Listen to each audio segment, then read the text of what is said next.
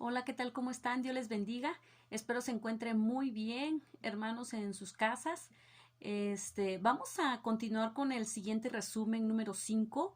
Ya estamos avanzando con esta materia de la historia de la iglesia. Yo espero que a ustedes les está ayudando mucho. Esta herramienta es de suma importancia para nosotros, de tener conocimiento cómo es que surgió la iglesia, cómo se inició, cómo estos hombres que dieron la vida como mártires por la palabra de Dios. Vamos a seguir viendo cómo también aquellos verdugos, aquellos hombres que estaban en contra de la religión, en contra de lo que es la iglesia protestante, cómo el enemigo empezaba también a trabajar, atacando a la iglesia, atacando a los creyentes en la fe. Y algo interesante que vemos nosotros también es que a pesar de las persecuciones que sufrían, no rechazaban su fe cristiana, no rechazaban su amor por Dios, ellos daban la vida por la palabra de Dios. Y no estoy hablando en el tiempo de Cristo, ni los discípulos de Jesús, sino ya los que fueron después, los que fueron seguidores de la palabra de Dios hasta el día de hoy. La palabra de Dios se sigue extendiendo, la historia de la iglesia sigue avanzando y es importante que nosotros como cristianos, como hijos de Dios, debemos de dejar también huella referente a esta hermosa historia que estamos conociendo nosotros también. Vamos a ver lo que es la clase número 12, 13 y 14 de este resumen número 5. Yo espero, hermanos, que ustedes estén viendo los resumen, checándolo a lo mejor y ustedes lo ven mejor, lo entienden mejor en la plataforma y por este medio a lo mejor y es confuso. Espero no confundirlos, espero en Dios poder explicar, quizás no detallado, ¿no? Porque pues como lo digo, es algo resumido de lo que se ve en las clases, pero vamos a ver lo que es la iglesia medieval, desde la caída de Roma hasta la caída de Constantinopla. Sí, vamos a ver cómo lo que es el Santo Imperio Romano. El nombre oficial era el Imperio Germano. Era el nombre oficial de este lugar, el Santo Imperio Romano. A finales del siglo VIII se levantó uno de los hombres más grandes de todos los imperios. Este hombre se llamaba Carlos I el Grande, ¿sí? Él constituyó, ¿sí? A lo que es casi a todos los países de Europa occidental, el norte de España, Francia, Alemania, los Países más bajos que son Australia e Italia. Son los lugares que él construyó, podemos decir nosotros, este hombre Carlos I el Grande era el nombre de esta persona. También vamos a ver nosotros lo que es los emperadores de este periodo, quienes fueron Enrique I. A él lo apodaban el pajarero, era el apodo de este hombre, ¿sí? De este hombre llamado Enrique. Permíteme porque mi computadora se traba.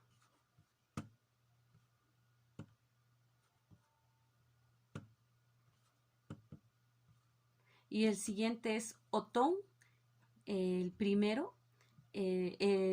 También lo tenía un sobrenombre, el Grande, ¿sí? Federico el Barbarroja, Federico II y Rodolfo I. Fueron emperadores de este periodo, ¿sí? Del periodo hablando de referente a la iglesia medieval, el nombre de estos hombres. También otro punto que lo que nosotros vamos a ver es las cruzadas, ¿no? Lo que son ¿qué fueron esos? ¿Qué son las cruzadas? Esto fue iniciado, es un movimiento muy grande que se llevó a cabo por la iglesia, y esto fue un gran movimiento de la Edad Media. Fueron multitudes, sí, realizaron peregrinaciones hasta la Tierra Santa. Estas personas, pues, cruzaban, sí, fueron 8 cruzadas que hicieron, fueron 8 lugares que ellos vieron, ¿sí? El número de este peregrinaje aumentaba cada día aumentaba estas cruzadas. Alrededor del año 1000 después de Cristo, el número de peregrinos aumentó en una forma considerable, cuando se esperaba casi universalmente, dice, el fin del mundo. Sí, también podemos ver lo que es al mismo tiempo los musulmanes estaban amenazando debilitando lo que es el imperio oriental, y el emperador Alejo le pidió al Papa Urbano II que enviase a los guerreros de Europa en su ayuda. Necesitaban ayuda porque en estas cruzadas tenían como enemigos a los musulmanes, como les digo, y ellos hicieron 8 cruzadas, ¿sí? La primera cruzada lo proclamó el Papa Urbano en el año 1095. La primera cruzada, verdadera, la que se tomó en cuenta, la emprendió 275,000 de los mejores guerreros de todo el país de Europa, hablando lo que es la primera cruzada. ¿Sí? La segunda cruzada se convocó por las noticias de los sarracenos. ¿Quiénes fueron ellos? Era un grupo de árabes, ¿sí? Estaban conquistando las provincias situadas a poca distancia, ¿sí? Sufrieron derrota estos hombres, pero finalmente llegaron a donde ellos querían llegar, llegaron a la Tierra Santa, a la ciudad, ¿sí? No pudieron recuperar el territorio perdido, pero sí postergaron, ¿no?, a una generación de la caída. Lo que es la caída de la ciudad despertó a Europa a la tercera cruzada, ¿sí? Una tercera cruzada también hubo, que condujeron 3 soberanos prominentes. ¿Quiénes fueron? Federico Barbarroja de Alemania, Felipe Augusto de Francia y Ricardo, sí, Corazón de León de Inglaterra. Ellos fueron los que lideraron esta tercera cruzada. Pero también vamos a ver lo que es la cuarta cruzada. Esta fue un fracaso porque al final perjudicó a mucha de la iglesia cristiana, ¿sí? Las cruzadas desistieron de su propósito de ganar lo que es la Tierra Santa, e hicieron guerra a Constantinopla. Lo capturaron, la saquearon, establecieron su propio gobierno sobre el imperio griego, que duró 50 años. La quinta cruzada la realizaron Juan de Brienne, rey de Jerusalén, y Andrés II, rey de Hungría. Los citados monarcas atacaron sin resultado a los sarracenos de Egipto y Siria. Entonces, vemos nosotros cómo no les fue fácil de poder conquistar la Tierra Santa, porque tenían opositores, tenían enemigos que estaban en contra de lo que ellos estaban haciendo. En la sexta cruzada, el emperador Federico II, aunque excomulgado por el Papa, condujo un ejército a Palestina y obtuvo un tratado por el cual cedieron Jerusalén, Jaffa, Belén y Nazaret a los cristianos, puesto que ningún eclesiástico romano lo coronaría estando bajo la expulsión papal. Federico se coronó a sí mismo rey de Jerusalén. Él fue el que condujo esta sexta cruzada. ¿Sí? La séptima cruzada se realizó al mando de Luis, ¿sí?, de Francia, y conocido como San Luis.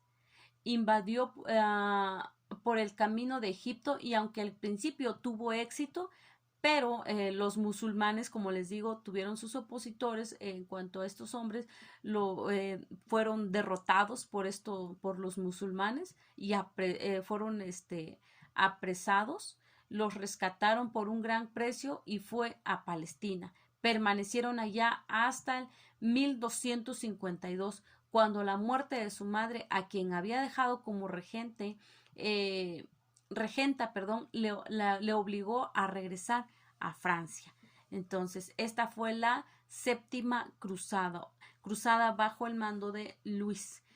La otra es la octava cruzada. Estuvo también bajo la dirección de Luis con el príncipe Eduardo de Inglaterra. Después el rey Eduardo I, lo que es la ruta escogida fue de nuevo por África, pero Luis murió en Túnez. Su hijo hizo la paz y Eduardo regresó a Inglaterra a ocupar su trono, a ocupar el lugar donde él estaba, de modo que por lo general estaba considerado como la última cruzada y fracasó completamente. ¿Sí? Hubo cruzadas de menor importancia, pero ninguno merece mención especial. En efecto, desde 1270 en adelante, cualquier guerra emprendía en favor de la Iglesia y se le denominó cruzada, aunque en contra de los herejes de países cristianos.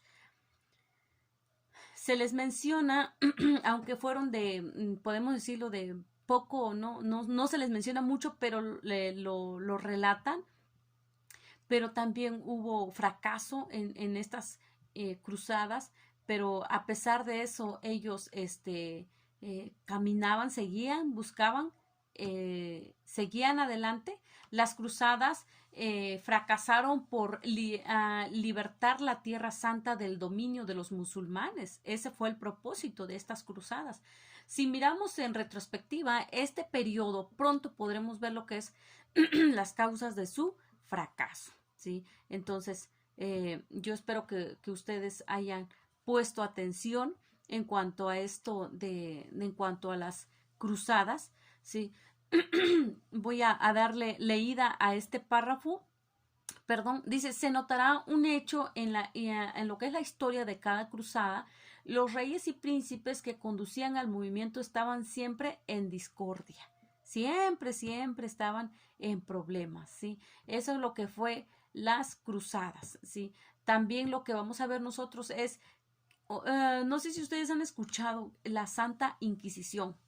¿Qué es ese lugar? ¿Qué hacían ahí? En la Santa Inquisición, ¿sí? Es un lugar, lo que es hablando la Inquisición medieval, se fundó en el año 1184 en la zona de lo que es de Languedoc, en el sur de Francia. Esto era para combatir la herejía de los cátaros o albigenses. Era un grupo de personas. En el año 1249 se implementó también en el reino de Aragón, siendo la primera Inquisición estatal. Este lugar ocupaban para víctimas y sus víctimas eran seres humanos o animales acusados por brujería o por la homosexualidad. Para eso era ese lugar la Santa Inquisición. En el año 1600 se emitió la orden de no iniciar más procesos por sodomía, por blasfemar, por practicar bestialismo, por herejía, cristianismos que niegan de alguno de los dogmas instituidos por la Iglesia romana. Entonces, es ahí también en ese lugar, en la Santa Inquisición, sufrieron también nuestros hermanos, los que no negaban su fe, también fueron víctimas en donde estaban esos instrumentos de tortura. Fueron víctimas porque lo que ellos querían, lo que estos romanos, estas personas querían es que deberían de adorar a la Virgen, de creer en la Iglesia Católica, en los principios de la Iglesia Católica, más sin embargo, ellos permanecían en su fe. Por eso que también fueron víctimas de esto en referente a la Santa Inquisición, ¿sí? También lo que vamos a ver es la caída de Constantinopla. ¿Qué fue ese lugar? Los historiadores fijan la caída de este lugar como el punto de división entre los tiempos medievales y modernos. El imperio griego nunca recobró, ¿sí? Lo que es la conquista de las cruzadas en 1204. Sin embargo, las fuertes defensas naturales y artificiales protegieron por mucho tiempo a la ciudad en contra de los turcos que sucedieron de los árabes como poder dominante musulmán. Tomaron una provincia tras otra del gran imperio hasta que solo quedó la ciudad de Constantinopla.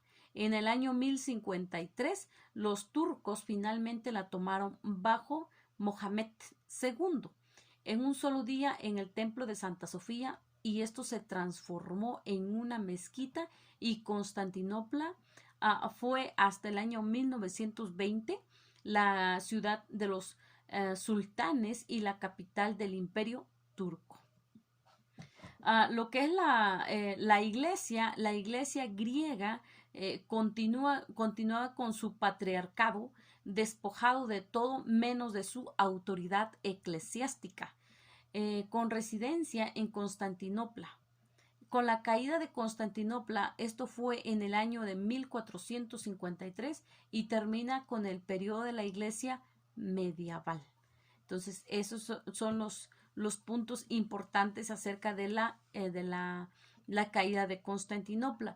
Otro de los puntos que también vamos a ver es nombre de los líderes, sí, de los eruditos, podemos decirlo, nombre de estas personas que estuvieron al frente durante el año de la iglesia medieval. ¿Quiénes fueron estos hombres? Y estos se levantaron muchos más, pero solo citaremos 4 como líderes intelectuales de esta época, los más sobresalientes, los más eruditos, podemos decirlo, que fue Anselmo. Vamos a leer la biografía de estos hombres. ¿Quién fue Anselmo?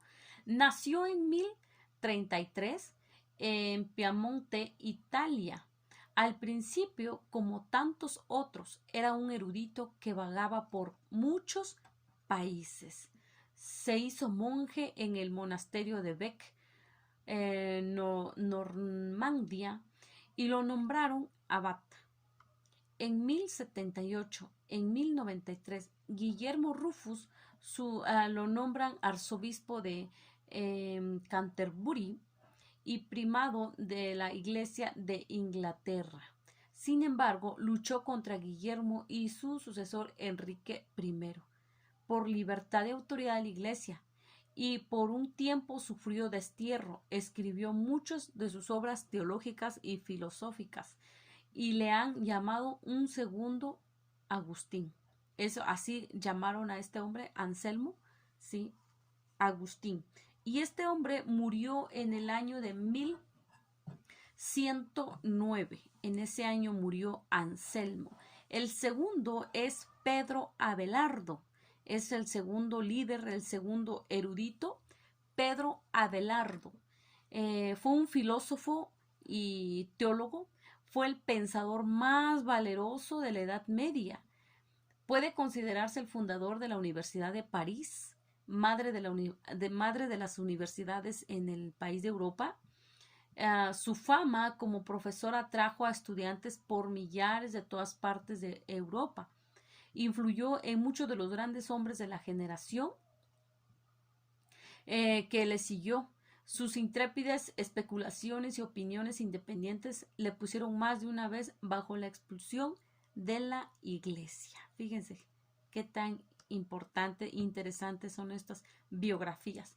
Otro fue Bernardo de Claraval, fue otro hombre erudito, mencionado también aquí dentro de tiempo de la iglesia medieval. Bernardo de Claraval era uno de una noble familia francesa. Lo educaron para la corte, pero renunció a ella por el convento. En el año 1115 estableció en Claraval un monasterio de la orden cisterciense y fue su primer abad. Esta orden echó raíces en muchos años, y a sus miembros se les conocía comúnmente como bernardinos, e incluso hasta el día de hoy hay seguidores de este hombre, Bernardo de Claraval. Se escuchan los grupos llamados bernardinos, así como se escucha de Martín Lutero. No sé si ustedes han escuchado que hay grupos luteranos, personas que siguen a este hombre. También hay otro hombre, otro reformador llamado Calvino. Entonces, aún hay, hasta el día de hoy se escucha, hay seguidores de Calvino, como también de Bernardo de Claraval, o sea, son los bernardinos, esos son estos grupos, ¿sí? Bernardo, esta persona era, pues, admirable, ¿no? Por lo que él era, ¿sí? Fue místico, ¿sí? Y práctico. Predicó y promovió la Segunda Cruzada en el año 1147. Fue un hombre de mente amplia y corazón bondadoso. Fue una persona muy diferente a los demás.